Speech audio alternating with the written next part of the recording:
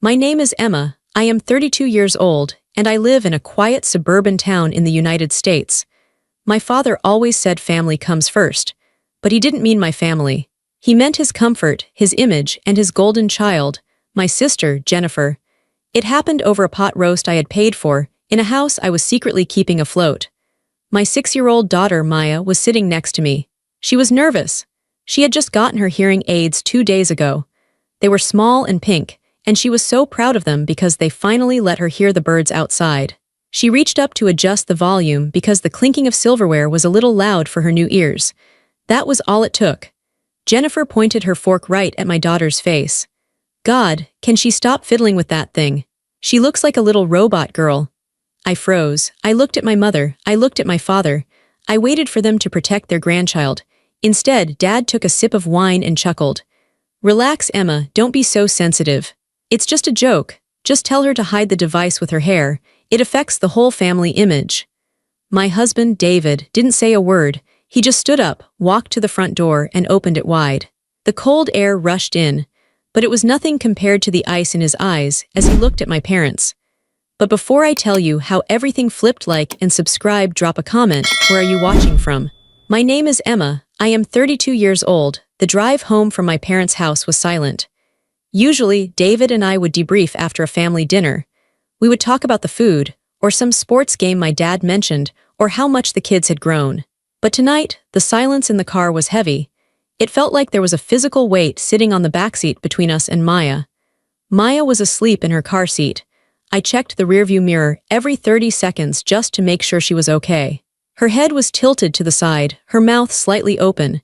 I could see the faint outline of the pink plastic device behind her ear. It's just a joke, my dad had said. The words replayed in my head like a broken record. It's just a joke, don't be so sensitive. I gripped the steering wheel so hard my knuckles turned white. David was driving, staring straight ahead at the dark road. I could see the muscle in his jaw jumping. He was furious. He had every right to be. But underneath his anger, I felt my own shame burning a hole in my stomach. I hadn't defended her fast enough. David had to open the door. David had to kick them out. I had frozen. Why did I freeze? Because for 6 years, I had trained myself to freeze. I had trained myself to be invisible. I had trained myself to be the wallet, the fixer, the safety net, but never the person with a voice. It started 6 years ago. That was when I launched my company, Aura Acoustics. Nobody in my family knew what I actually did. To them, I was just doing some computer stuff or freelancing. They didn't understand technology, and they didn't care to learn. When I tried to explain that I was developing new algorithms for hearing assistance, my mother would wave her hand and say, "That sounds boring, dear. Pass the salad." So I stopped trying to explain. I let them think I was scraping by. I let them think I was lucky to have a husband like David who worked in construction management. They thought David paid our bills. They thought I was a stay-at-home mom with a hobby. But the truth was sitting in a bank account they couldn't see. The first time I paid for them, it wasn't a big decision. It was an emergency. My dad had a heart scare. The insurance didn't cover the specific specialist he needed. My mom was crying at the kitchen table, looking at a bill for $5,000. "We just don't have it," she had sobbed. "We'll have to go to the general clinic." I couldn't watch them suffer. I went to the bathroom, transferred the money to my personal checking account, and came back out. "I have some savings," I lied. "From a project I finished, I can pay it." They didn't ask where the project came from.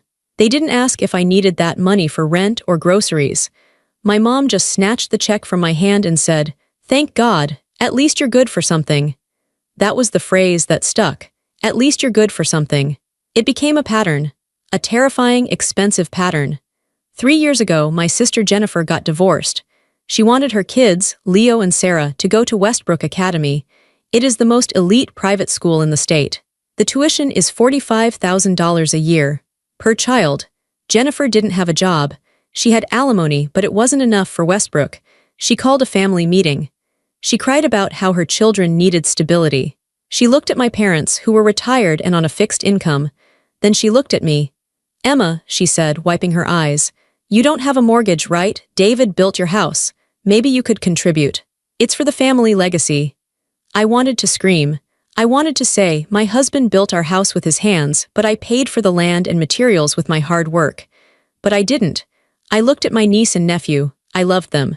I didn't want them to suffer because their mother was irresponsible. Okay, I said. I'll handle the tuition. Direct deposit is best, Jennifer said instantly. She stopped crying immediately. I'll send you the school's routing number. $90,000 a year, for 3 years. That is $270,000. Did she ever say thank you? No. Last Thanksgiving, she told the table, it's so hard raising kids alone. I do everything by myself. Nobody helps me. I was sitting right there. I was chewing my turkey, swallowing the rage along with the dry meat. I had paid for her children's education, and she claimed nobody helped her. Then there was the country club. My parents had been members for 30 years. It was their entire social life. When Dad retired, the $18,000 annual fee became a burden. They were going to quit. I couldn't let them lose their friends. I set up an autopay from my business account. I told them, don't worry, I handled it. Dad slapped me on the back. Good girl, keep the family name on the locker. He didn't treat me like a successful daughter. He treated me like a vending machine that occasionally dispensed favors. Then came the car, my dad's Mercedes. He needed it for appearances. Another lease I took over. Then my mom's holistic medical treatments that weren't covered by insurance. Another credit card I paid off every month. And finally, my brother Tom. Tom was the entrepreneur of the family. He had started a craft brewery, a gym, and a consulting firm. All of them failed. Last year, he needed a bridge loan of $50,000 to keep his latest venture, a custom sneaker business, afloat. I just need a leg up, Emma, he had said, cornering me in the kitchen. You know how it is. You do your little computer work. You know business is hard. Little computer work. My company had just signed a contract with 3 major hospital systems in Europe. I was managing 200 employees. But to Tom, I was just his little sister doing computer work. I gave him the money. I didn't call it a loan. I knew I would never see it again. I did the math in my head as we drove down the highway. Tuition, $270,000. Country club, $54,000. Cars and medical, $80,000. Tom's loans, $100,000. Over $500,000. I had spent over $500,000 on people who just called my daughter a robot. I looked at David. He was still driving, his eyes fixed on the road. You know, David said quietly, breaking the silence. You didn't buy their love, Emma, I flinched. I know. You bought their tolerance, he said. His voice wasn't mean, it was just sad. You paid them a salary to tolerate us, and tonight they decided the price wasn't high enough. I closed my eyes. He was right. I was the family workhorse. I pulled the cart, and they sat in the back, whipping me to go faster while laughing at how ugly the horse looked. They assumed I helped because I had no choice. They thought I was desperate for their approval. They thought I was weak. They had no idea that the weak sister held the deed to their entire lifestyle. We got home around 8:30 p.m. The house was quiet. It was our sanctuary. David carried Maya inside. She woke up a little as he unbuckled her, rubbing her eyes with her small fists. Are we home? She whispered. Yes, baby, David said. He kissed her forehead. We're home, safe and sound. He carried her upstairs to her room. I followed, carrying her small backpack with her coloring books and the extra batteries for her hearing aids. My legs felt heavy. Every step up the stairs felt like climbing a mountain. I went into the bathroom to start the bath. I turned on the water, watching the steam rise. I tried to wash the evening off my skin. I scrubbed my hands, but I still felt dirty. I felt the grime of my family's words clinging to me. Robot girl, hide it, broken. I went into Maya's room. She was sitting on the edge of her bed, swinging her legs. David was helping her take off her shoes. Mommy, Maya said. I forced a smile. I am good at masking. I have done it my whole life. Yes, sweetie, ready for a bath. She reached up and touched her ear. She carefully pulled out the left hearing aid, then the right one. She held them in her hands. They were small, high-tech pieces of engineering. My engineering. I had designed the compression algorithm that made them work so well in noisy environments. I had built them to help people like her. She looked down at the pink plastic devices. Grandma said I'm broken, she said. Her voice was so small, it wasn't a question really. It was a statement. She was checking a fact. My heart stopped. The room went silent. I looked at David. He looked like someone had punched him in the stomach. I knelt down in front of her. I took her small hands in mine. No, Maya, look at me. She looked up. Her big brown eyes were filled with tears that hadn't spilled yet. Grandma. Grandma was wrong, I said, my voice shook. You are not broken, you are perfect. These, I pointed to the hearing aids, these are just like glasses. You know how Daddy wears glasses to see better. These help you hear better, that's all. You are strong and smart and beautiful. But Aunt Jennifer laughed, Maya whispered. A single tear rolled down her cheek. She said I look like a robot. Do I look scary? I pulled her into my arms. I buried my face in her hair so she wouldn't hear me gasp. I felt a rage so hot it almost burned me. It wasn't the annoyance I felt at the dinner. It was a primal, mother bear fury. They hadn't just insulted me. They had planted a seed of shame in my 6-year-old daughter. They had taken her confidence, which was so new, so fragile, and crushed it for sport. You do not look scary, I told her, pulling back and looking her in the eyes. You look like a superhero. You have bionic hearing, that makes you special, she sniffled. Really? Really? I got her through the bath. I got her into her pajamas. I read her 2 stories instead of 1. I stayed in her room until her breathing slowed down and she fell asleep. I stood by her doorway for a long time watching her sleep. The moonlight came in through the window. She looked so peaceful. Then I remembered the spreadsheet. I walked out of her room and closed the door softly. David was in the hallway. He was leaning against the wall, his arms crossed. She heard everything, David said. I know, I replied. Emma, we can't go back there, he said. I don't care who they are. I don't care if they are your blood. They are poison. If we go back, we are telling Maya that it's okay for people to treat her like that. I looked at my husband. He was the only family I needed. Him and Maya. We aren't going back, I said. My voice was steady. It surprised me. And they aren't going to treat anyone like that ever again. What do you mean? I said, walking past him toward my home office. I'm done being the ATM. I'm done being the heavy lifter. I'm going to drop the weight. Emma, David warned. If you cut them off, they will explode. It's going to be ugly. Let it be ugly, I said. It's been ugly for me for 30 years. Now it's their turn. I walked into my office. It was a sleek, modern room. I had 3 monitors set up. This was the command center of Aura Acoustics. This was where I managed a global supply chain. This was where I made executive decisions that affected millions of dollars. Here, I wasn't the little sister. Here, I was the CEO. I sat down in my leather chair. The leather was cool against my back. I woke up my computer. The screens glowed to life, illuminating the dark room. It was time to look at the numbers. It was time to look at the truth. The file was named Family Support Master XLSX. I hated this file.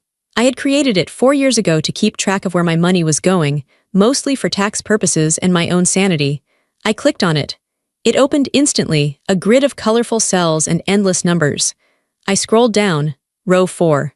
Jennifer Education Trust. Status, active. Monthly auto draft, $7,500. I stared at the number. $7,500 a month. That was more than most people made in 3 months. I paid that so Jennifer could drive her Range Rover to the pickup line and brag about how her kids went to Westbrook. I remembered Jennifer's face at dinner tonight. The way she pointed her fork. The way she sneered. Robot girl. My hand moved to the mouse. I didn't feel sad. I didn't feel guilty. I felt cold. I felt precise. I opened my banking portal in a separate window. I logged in. The interface was familiar. I navigated to recurring transfers. There it was, Westbrook Academy. I clicked Edit. Then I clicked Cancel Series.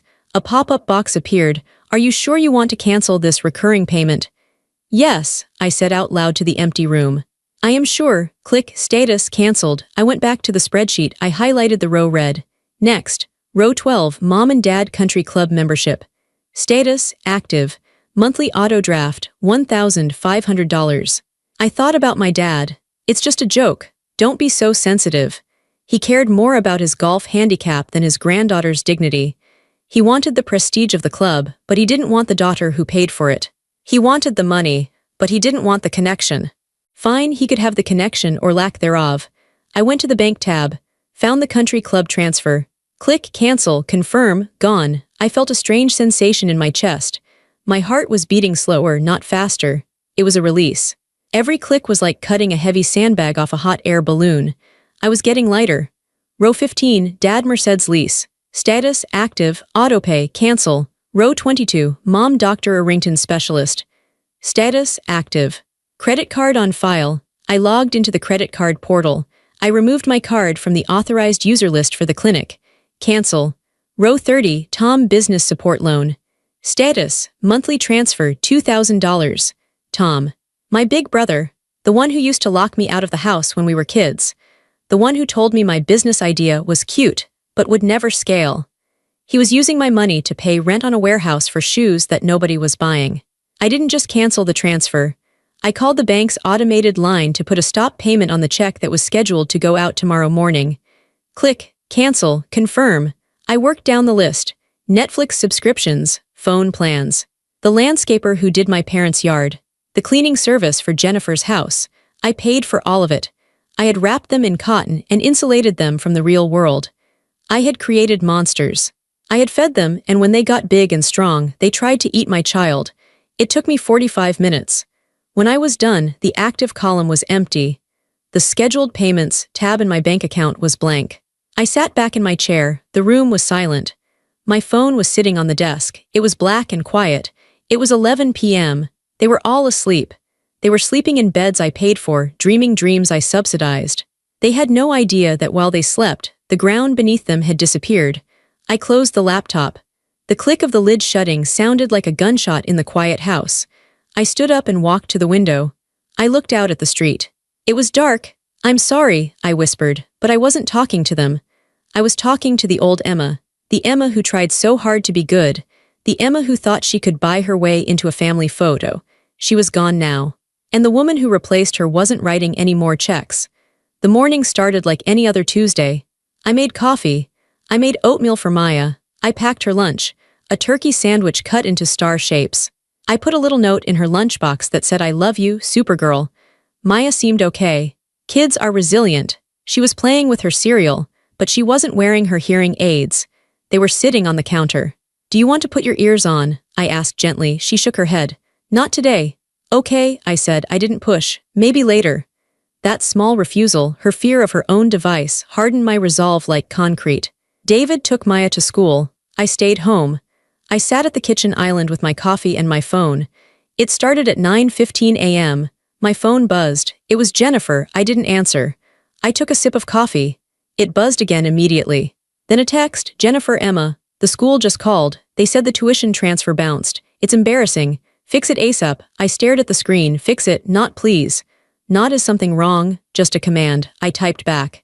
"I canceled it." I watched the 3 little dots appear instantly. "Jennifer, what do you mean you canceled it? Is this a joke? They are going to kick Leo and Sarah out of class if it's not paid by noon." Emma. "Then you should probably go pick them up." My phone started ringing. Jennifer again. I declined the call. 5 minutes later my dad called. I let it go to voicemail. 10 minutes later the house phone rang. We still had a landline for emergencies. I let it ring. By 10 a.m., my phone was vibrating so constantly it was moving across the counter.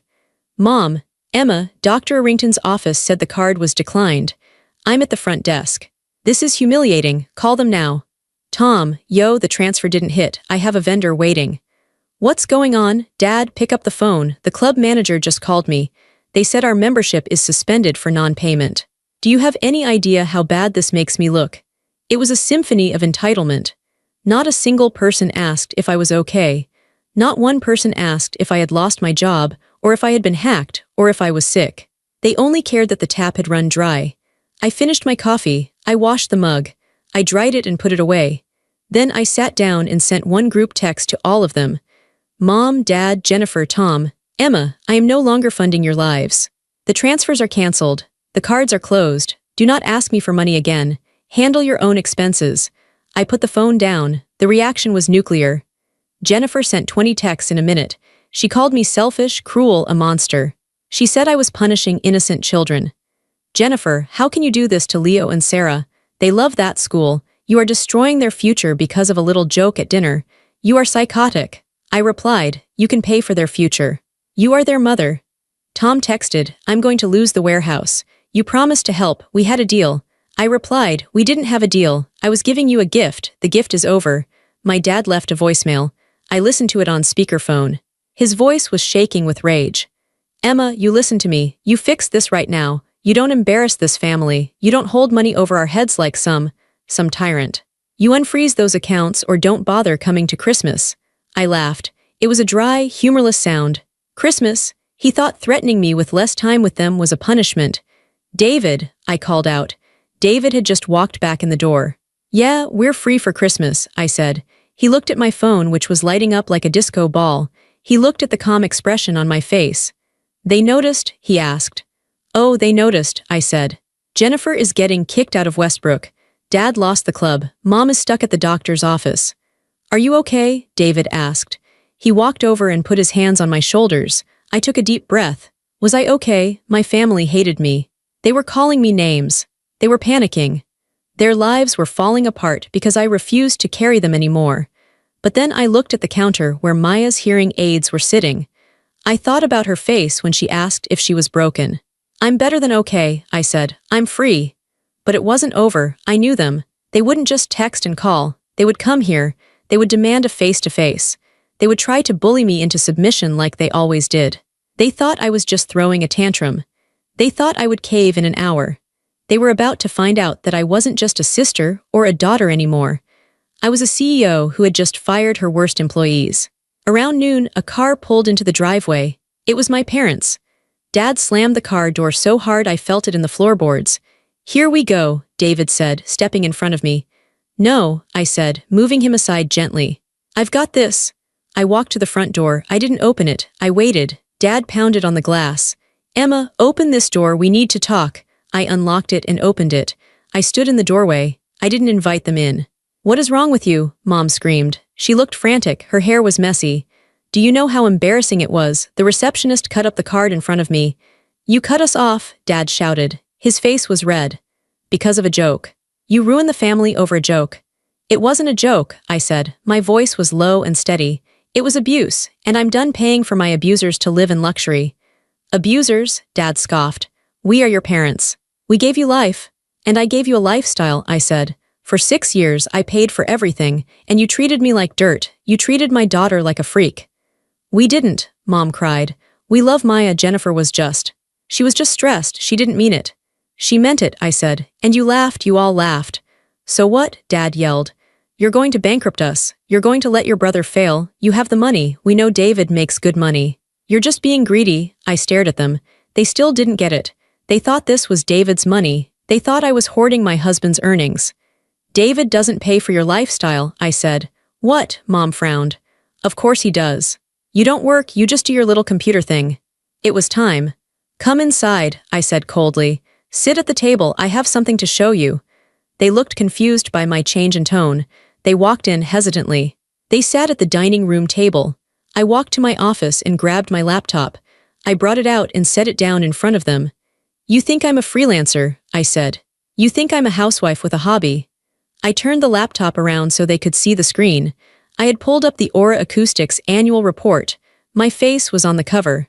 The headline read, CEO Emma Henderson leads Aura to $1.2 billion valuation. Read it, I said. Dad squinted at the screen. He adjusted his glasses. He read the headline. He froze. Mom looked at the picture, then she looked at me. Then back at the picture. CEO, Dad whispered. Billion. I own the company, I said. I built it. Every dollar you spent, the tuition, the club, the cars, came from me, from my brain, from my hard work. The same hard work you mocked. The room went dead silent. The clock on the wall ticked loudly. Tick, tick, tick. They were staring at me like I was an alien. They weren't looking at their daughter. They were looking at a stranger. A very, very rich stranger. And here is the irony, I said, leaning forward, placing my hands on the table. My company makes medical devices. We make hearing aids. The device you mocked, the one Jennifer called robot parts.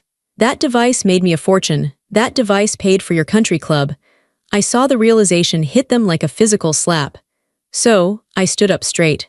Get out of my house, and don't come back until you learn some respect. But don't expect the money to ever turn back on. That part of our relationship is dead. The silence in my dining room was thick enough to choke on. My parents were still staring at the laptop screen. My face, their daughter's face, looked back at them from the digital annual report. Billion, with a B, my dad stammered. His voice was barely a whisper. All the bluster, all the anger he had walked in with had evaporated. It was replaced by shock. Yes, I said, with a B. My mother reached out a shaking hand and touched the screen as if she needed to verify it was real. But, you said you were doing freelance work. You said it was just projects? I told you I was building a company, I corrected her. 6 years ago, I told you I had a startup. You told me it was a cute hobby and asked if I could knit you a scarf instead. She flinched. She remembered. I could see it in her eyes. We didn't know, she whispered. Emma, we didn't know it was this. Because you never asked, I said. You never asked me a single question about my work, not once. You asked David about his construction jobs. You asked Tom about his failed sneaker ideas for hours. But me, you just assumed I was nobody. Dad looked up from the screen. His eyes were wide. He wasn't looking at me with pride.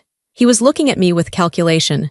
I could see the gears turning in his head. He was doing the math. If his daughter was a billionaire, then the country club membership was nothing. It was pocket change. Emma, he said, his voice suddenly smooth, almost oily. This is incredible. Why didn't you tell us? We would have celebrated you. We would have been so proud. I felt a wave of nausea. You would have been proud of the money, I said. Not me. You would have been proud that you could brag to your friends that your daughter was rich. But you wouldn't have cared about the work. You wouldn't have cared about the science. That's not true, Mom said, trying to smile. It was a terrifying, brittle smile. We are your family. We love you. This changes things. It changes nothing, I said. It just exposes you. What do you mean? Dad asked. It means, I said, pointing at the screen, that you have been living off the very thing you mocked. You made fun of Maya's hearing aid. You called her a robot. But that hearing aid, that technology, is what paid for your Merced's dad. It's what paid for your holistic doctors, Mom. You were biting the hand that fed you, and you were laughing while you did it. Dad's face flushed red again, but this time it wasn't anger. It was embarrassment. Deep, humiliating embarrassment. He realized how small he looked. We were just joking, he mumbled again, but the excuse sounded weak even to him. You weren't joking, I said. You were cruel. And now the joke is over. Just then my phone buzzed on the table. It was Jennifer, then Tom. They are texting you, aren't they? I asked. Mom nodded. Jennifer is at the school. She can't get the transcripts unless the balance is paid. She can't enroll them in public school without the transcripts. That sounds like a problem for Jennifer, I said. Emma, Dad said, standing up. He tried to look authoritative, but his knees were shaking. You have to fix this. You have this empire. You have endless money. To you, paying her tuition is like buying a cup of coffee. Don't be petty, just pay it and we can all move past this. Petty? I laughed. You think this is about the money. You think I care about the cash? I walked over to the window. I looked out at the driveway where their car sat, the car I paid for. I would have given you everything, I said softly. I did give you everything. I would have bought you a house. I would have sent all your grandkids to college. I would have taken care of you until the day you died. I didn't care about the cost. I turned back to face them. But you hurt my daughter. You made her feel broken. And you can't buy forgiveness for that, not with $1 billion. She's a child, Dad shouted. She'll forget. She won't, I said, and neither will I pointed to the door. Leave, the lease on the Mercedes is up next month. I'm not renewing it. You might want to start looking for a used Honda. My dad opened his mouth to scream, but he looked at my face and stopped. He saw something he had never seen before. He didn't see his doormat daughter. He saw a CEO, he saw power. He grabbed my mother's arm. Come on, Linda, let's go. But Mom started. Let's go, he snapped. They walked out. They looked smaller than when they arrived. They looked old. I closed the door behind them and locked it. I leaned my forehead against the cool wood. My heart was pounding, but my hands were steady. I had done it. I had revealed the secret. And the look on their faces, the shock, the greed, the shame, was worth every penny I had ever spent. The next 2 weeks were a masterclass in consequences. I didn't do anything malicious. I didn't sue them. I didn't slander them. I simply stopped. I removed my hands from the wheel of their lives, and without me steering, they crashed immediately. Jennifer was the first to fall. She couldn't pay the Westbrook tuition. She tried to negotiate with the headmaster. She tried to cry in his office. But private schools are businesses. No money, no seat. She had to pull Leo and Sarah out mid-semester. It was a small-town scandal. Everyone knew. The perfect mom who looked down on everyone else was suddenly filling out paperwork for the local public elementary school. I heard from a friend that Jennifer had a meltdown in the grocery store when her card was declined for a bottle of expensive wine. She had to put it back. Tom was next. My brother, the entrepreneur. Without my monthly injection of cash, his warehouse rent went unpaid. The landlord locked him out in 3 days. Tom tried to call me 50 times. I blocked his number. He had to move all his unsold shoes into his garage. His wife, who had gotten used to the lifestyle I funded, was reportedly furious. She told him to get a real job. For the first time in his life, at age 34, Tom had to update his resume. He got a job as a shift manager at a car rental agency. It was honest work. It was good work. But for Tom, who thought he was the next Elon Musk, it was a humiliation. And my parents. The country club was their identity. It was where they ate lunch, where they played bridge, where they gossiped. When their membership was revoked, they lost their social circle. Their friends stopped calling when they couldn't host dinners anymore. Dad had to return the Mercedes. I got an email from the dealership confirming the return. He had apparently argued with the sales manager for an hour, claiming there was a banking error. But the lease was in my name, and I had canceled the authorization. He ended up buying a 10-year-old sedan. Mom's holistic treatment stopped. She had to go to a regular doctor in her insurance network.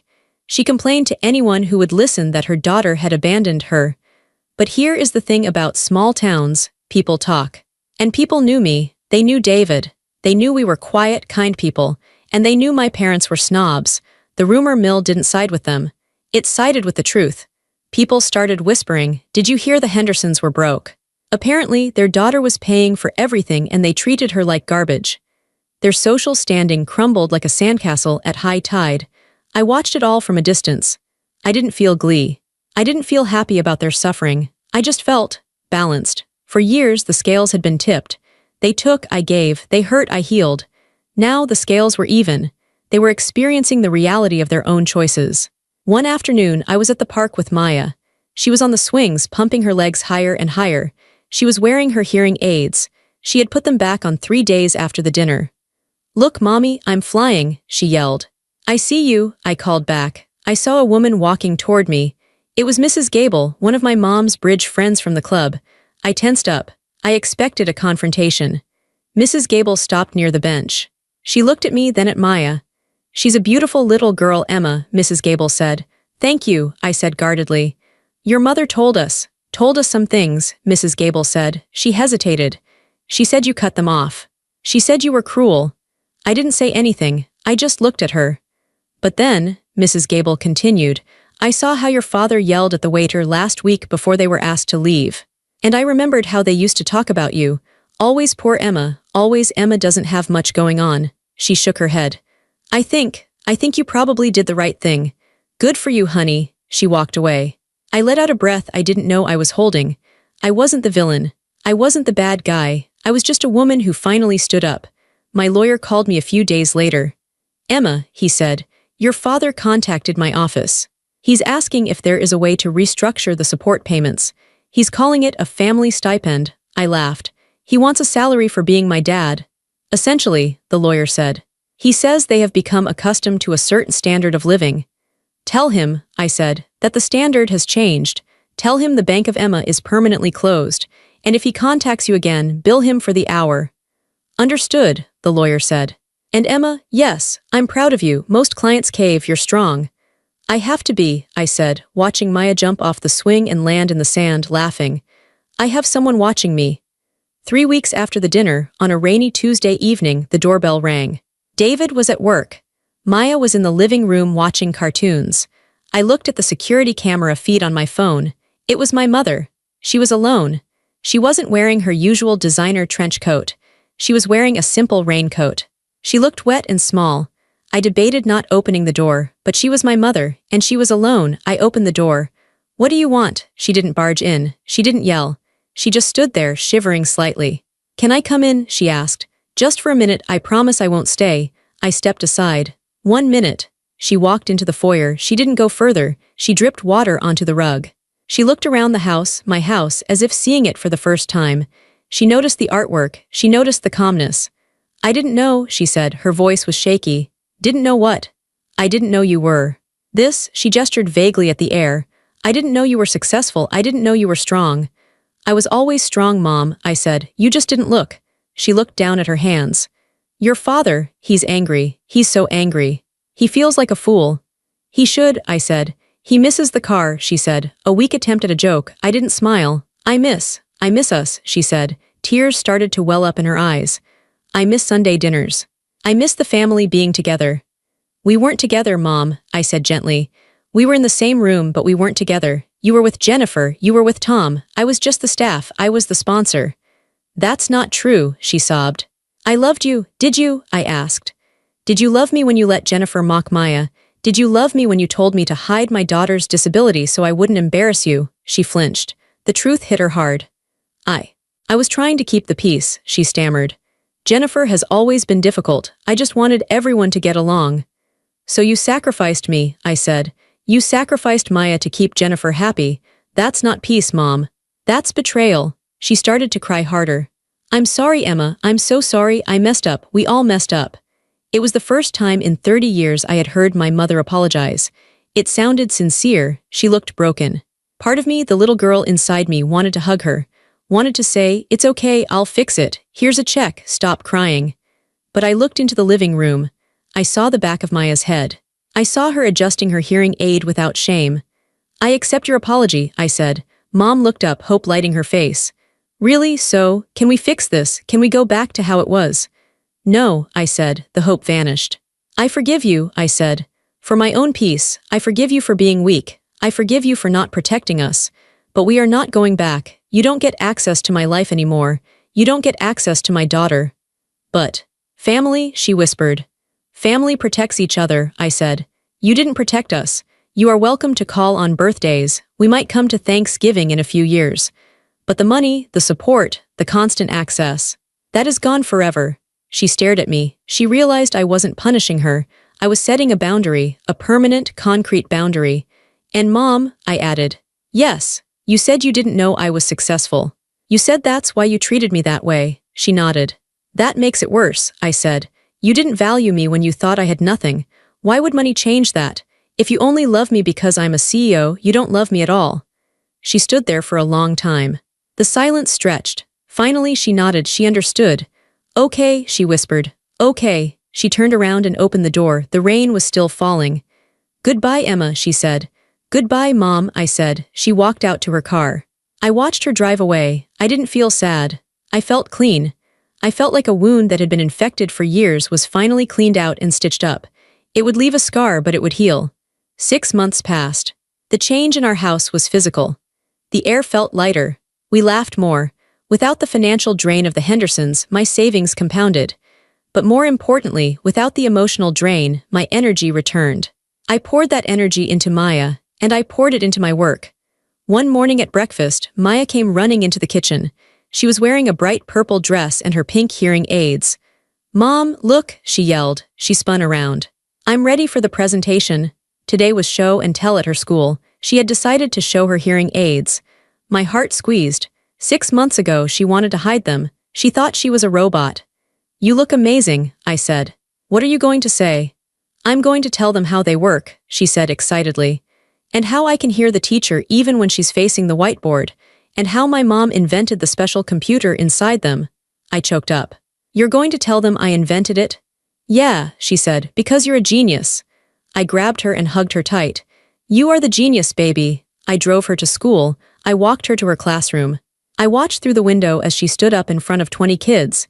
She took off her hearing aid. She held it up. She wasn't scared. She wasn't ashamed. She was proud. This is my super ear, she told the class. It helps me hear better than you, and my mom made it.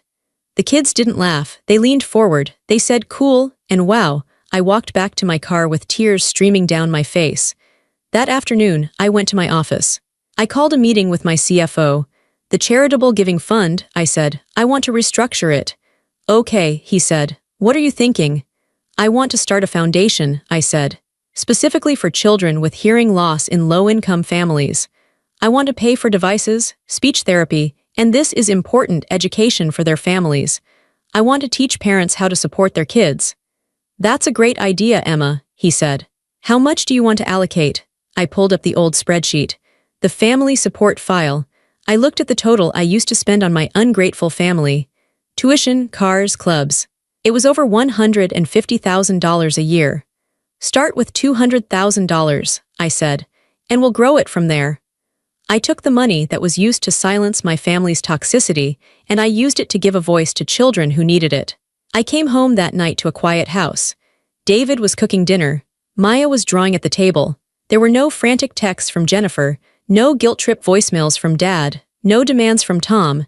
There was just peace. David handed me a glass of wine.